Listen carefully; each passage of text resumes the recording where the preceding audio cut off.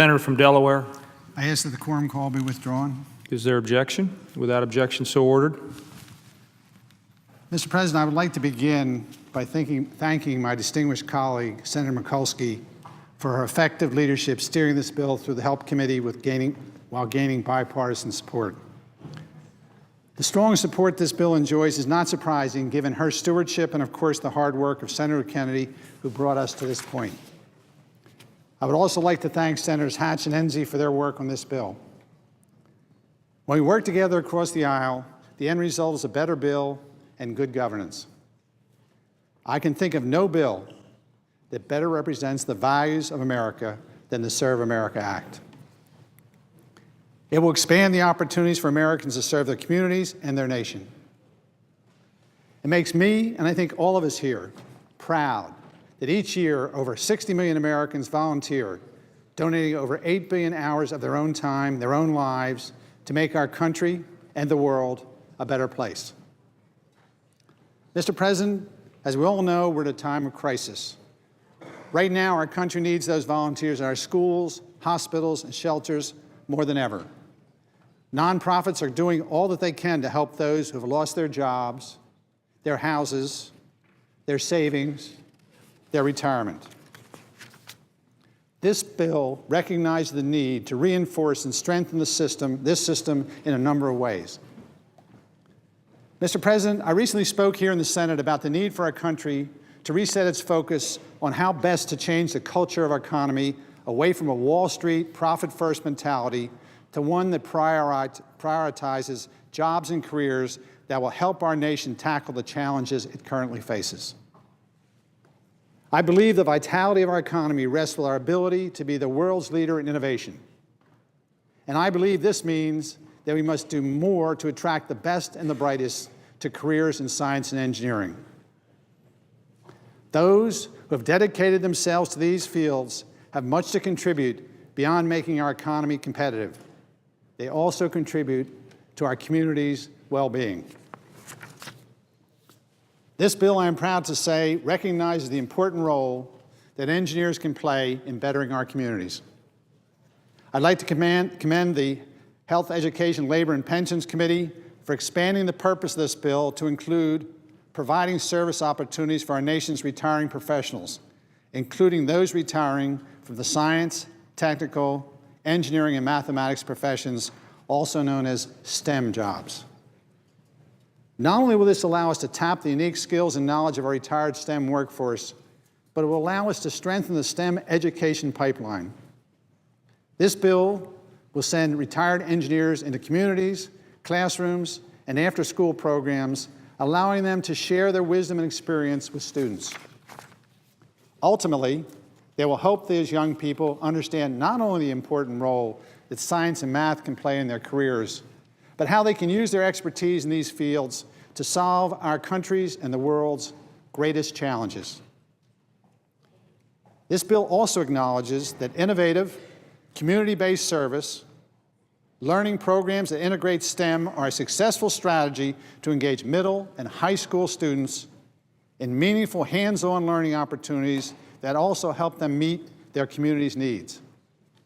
It specifically allows funds to be used to integrate service learning programs into STEM curricula at elementary, secondary, and post-secondary schools levels, and then draw on practicing and retired STEM professionals to work in these programs. In this case, electrical engineers might participate in a program that helps students apply lessons from their math and science classes to expand and improve broadband access in rural communities. Linking the classroom to real-world applications will help students better understand the role and responsibilities of engineers and scientists in the workplace. The third way that this bill draws on expertise and knowledge of engineers is that it allows professional core programs to be created. These professional core programs will recruit and place qualified professionals like engineers in communities that don't have an adequate supply of these professionals.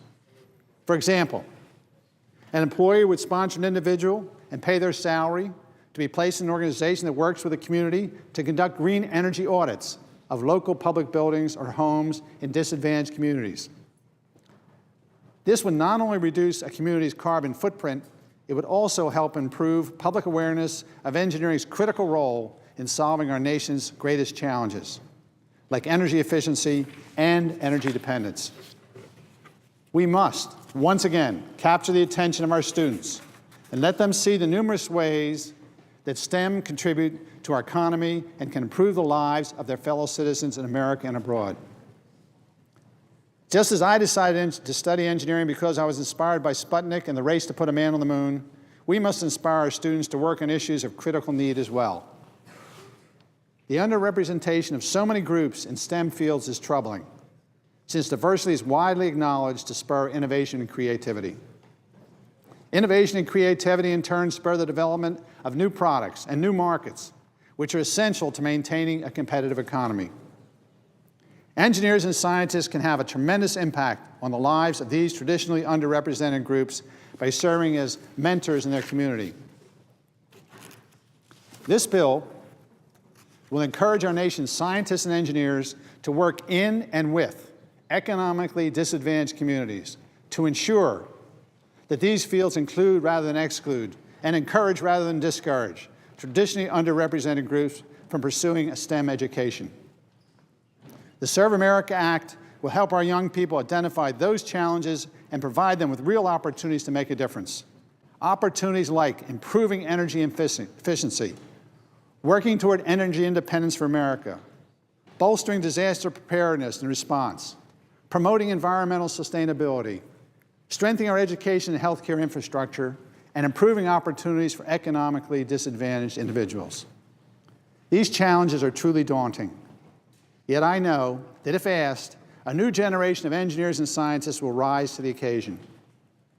Mr. President, I stand in proud support of the Serve America Act, as it will inspire multiple generations to volunteer and to engage in national service. Their generosity will not only strengthen America, but the world. I appreciate my colleagues allowing me the opportunity to explain how the service opportunities this bill creates are also opportunities for our practicing retired engineers to serve their fellow citizens, ensuring that our country's future STEM workplace is strong enough, diverse enough, and motivated enough to tackle the greatest challenges facing America. I will close by once more again thanking Senators Mikulski, Senators Kennedy, Hatch, and Enzi for their leadership. Mr. President, I yield the floor and note the absence of a quorum. The clerk will call the roll. Mr. President,